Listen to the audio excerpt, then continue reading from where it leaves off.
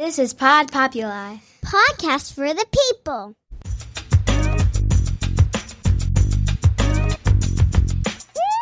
The Great Love Debate.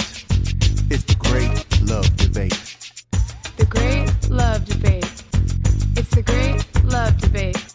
Hi again, everyone. It's Brian Howie. Welcome to The Great Love Debate, the world's #1 dating and relationship podcast since 2015. I am here in the lovely studios of Pod Populi, podcasts for the people.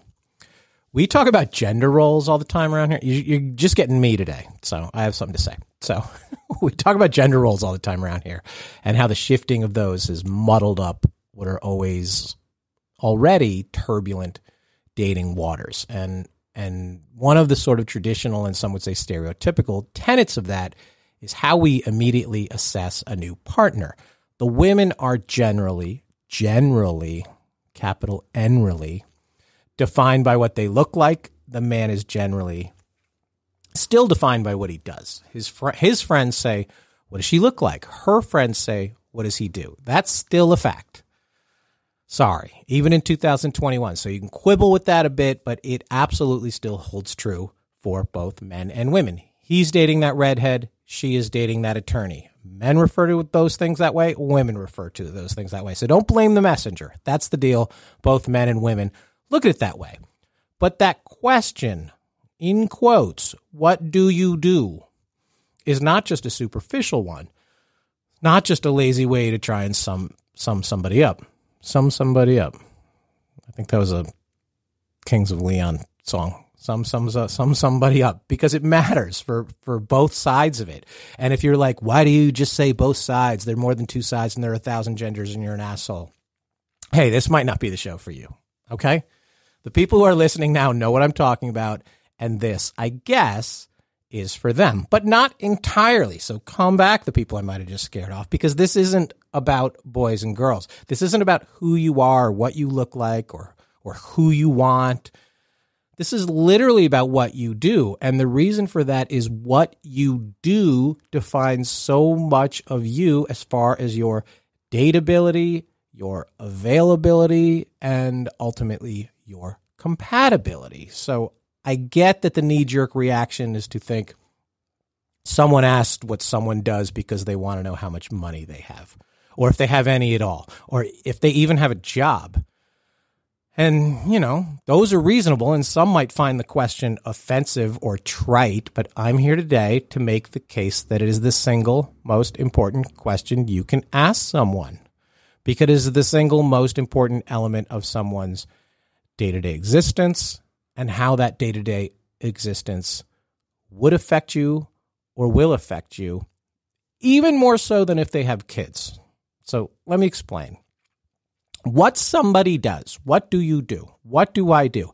It basically means, how do you spend your time? There's 168 hours in a week, and give or take, a third of those you are sleeping, hopefully. A third of those you are working, probably. And a third of those you are doing all other activities. So I brought up the kids thing, including raising your kids. The including raising your kids is in the all other activities. The working and the sleeping still takes up about 2/3 of it. So work isn't the majority of your time. It's not more than half, but it's still the #1 thing you spend time on while you are awake. So how does that trickle down to dating? Well, the first and most obvious isn't the money, but we'll get to that shortly, is how many hours. So do you work 35 or do you work 100? Do you work 100 hours a week? Some people do, because that would affect your availability. And it certainly can impact your irritability. And do you have a commute on top of that? And are we including that? Do you train? Do you bus? Do you drive 2 hours? Do you walk 5 miles? Do you bring your work home? Do you work on the weekends? Does your work carry over into your home life? All of that. It's all important. It's all relevant. And all of it makes a difference. Well, beyond I'm an accountant. Okay? And as we record this early spring, trust me, you want no part of getting involved with an accountant. Trying to date an accountant during tax season, it's not only that they're really busy, it's they love to tell the world how busy they are. Suck it, CPAs. The other 10 months, you're not doing too much. Except my CPA, because you're amazing. So keep at it. Anyway, back to the point. How they spent their time working or their work time, it obviously affects the time that they have to invest in a relationship with you. And I, Brian Howie, am no picnic to be in a relationship with because of that. I'm never totally, completely checked out and off the clock. Everyone thinks it's cool to date someone with their own business. That's the downside. And I have several businesses, so it's hard for me to just punch out and check out of everything and just go deer hunting for the weekend, Not that I would ever do that, because not to mention hunting is just mean and dumb and cruel, especially deer. Anyway, but people need an escape to relax and get away from their job, because the next thing that what do you do means is, what is your mood? Is your job a high-stress work environment? Does your job involve any social interaction? Does your job require creative thinking? Do you have to have your brain fully turned on at all times? Does it require you to spend valuable mental and emotional time on your interactions with your coworkers? I had a relationship once that was severely impacted by my interaction with what you could call my coworkers. I was the director of a play with a large female cast, and they sucked the fucking life out of me day after, not what you think, day after day. And that really impacted the quality, emotional time and focus that I could give to my partner then.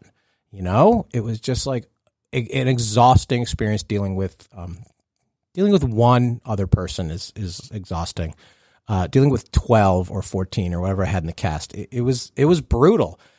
And these kinds of situations do happen a lot to people. Is your job physically draining? Are you working in a coal mine all day, and at 5 p.m. you're just too exhausted when she wants to go line dancing or he wants to go line dancing? I mean, it matters. What you do impacts all of that. It also affects perceptions. Are you personally proud of your occupation? And you should be, no matter what it is you do. As long as you are proud, other people should be proud for you. Nobody should ever judge your occupation. What we're getting at is judging the impact of your occupation on a relationship. Meaning, if you're proud of your occupation, are you doing something, but you would rather be doing that? Or are you doing this, but I'm okay if it turned into that?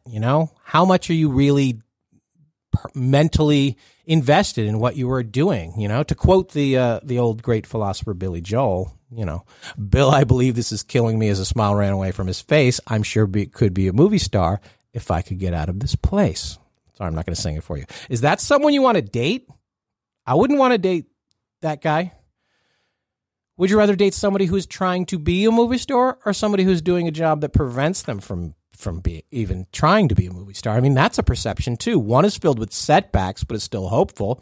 The other doesn't have setbacks, but it's hopeless, So where is this person in the perception of their own job, and are they proud of it? La da da da da da. Anyway, are Piano Man references too dated for this audience? I don't know.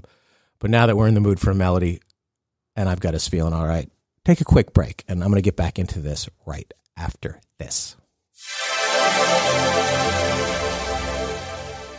And we are back to the perceptions. So, does your family or friends judge your potential partner on what they did, on their occupation, on what they do for a living? My parents sure do, or did, for my sisters, for me, but they're not necessarily nice people. Does your mom say to you, you should be dating a doctor? And if she does that really matter to you? Does your dad say, she seems nice, but is a poet really a career? Both of those are dopey questions and ultimately irrelevant perspectives. But if what your family thinks matters to you, well, then I guess it is a relevant question. One of the many, many things wrong with The Bachelor, and at some point in the weeks ahead, we're going to do a deep dive on where The Bachelor's at and where it can be going to sort of get that franchise back on track. But one of the things wrong with The Bachelor is how much emphasis they put on, my parents really love Hannah. Is there a Hannah? I think there's a Hannah. Maybe there's two Hannahs. I don't think it matters. I don't think this is a whole episode. It's like a traditional, third from the last one is meeting the family. I don't think it matters. I don't think it should matter, but I'm well aware that I am in the minority in that thinking. So if it matters to you, and it matters to a lot of you, what you do does become a bigger question. You asking it of the partner and your family asking it of you about your partner. And another way that it does matter is obviously the bank account. So I didn't lead with that, but there's an element to it that you might be thinking of that does actually matter. Because it's not about if they are rich, and that could help or hurt. Caveat emptor on dating the rich person. There's a lot of pros and cons to that. But if they're not rich, do they stress constantly about money? Or if they are rich, do they stress constantly about money? A lot of people are rich and have a lot of bills and have a lot of mortgages and have a lot of payments, and that can be stressful too. If someone has to fish the couch cushions for gas money, I feel bad, I empathize, but maybe dating shouldn't be a priority because basic life stuff is still a day-to-day challenge. Am I saying unemployed or broke people shouldn't be looking for love? No. I'm not saying that. What I'm saying is that stuff absolutely creeps into every other aspect of your life, and it's an extremely stressful existence, and it might get in the way of someone being able to truly relax and enjoy you, or an activity, or even take a vacation, or anything else. Or even if you do take a vacation, you're worried about every nickel that you spend. That sucks, and it's hard, and it's absolutely relevant. No matter how bad we feel for anybody in that situation, we can't pretend it doesn't exist. The difference between somebody making $55,000 and someone making $70,000 isn't really that significant. But the difference between somebody making $15,000 and somebody making $30,000 is hugely significant. It's the same $15,000 gap, but it's a world of difference. Again, emphasis. Everybody does and should have an equal shot at love. But it is just harder to live that way and to date that way, and it has to be considered. If you really love good wine and the other person simply doesn't have the ability to get that bottle with you in the early stages of dating or deep into the relationship where it causes a conversation or even, a confrontation about, I like to do this and we can't do this because you do this. I mean, does that matter? I think it matters. Will that situation change? And it might be no different than the doctor who's on call 24 hours a day. Either way, it's about the job and what you do. And the what you do definitely has a seat at your table when you're out to dinner if these things turn into issues. The other thing is, what do you do and where? If you like to be with somebody every day, 24/7, or at least, 6 or 7 days a week you want to see your partner, maybe you don't want to date a pilot. Maybe you don't want to date a flight attendant because their schedules preclude that. Or a traveling salesman or a shortstop for the Yankees. They're not in town all the time. So because what they do does affect where they are, and they aren't always going to be with you. So what do they do matters.